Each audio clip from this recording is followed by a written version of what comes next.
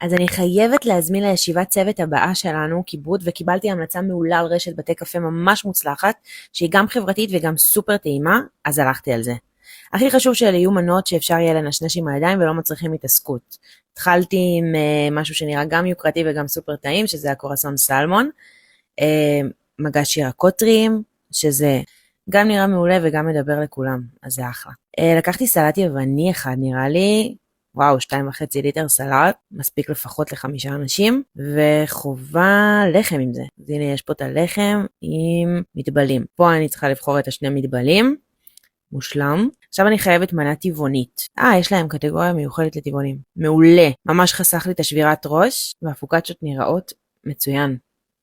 אז לקינוח, יש פה איזה מגש שאני יודעת שקיבל המלצה מטורפת. עכשיו נמשיך לתשלום, הזנת תאריך והשעה שאני צריכה את ההזמנה. פיקס. תענוג של תהליך, נגיש ומהיר. עכשיו אפשר לחזור לעבוד.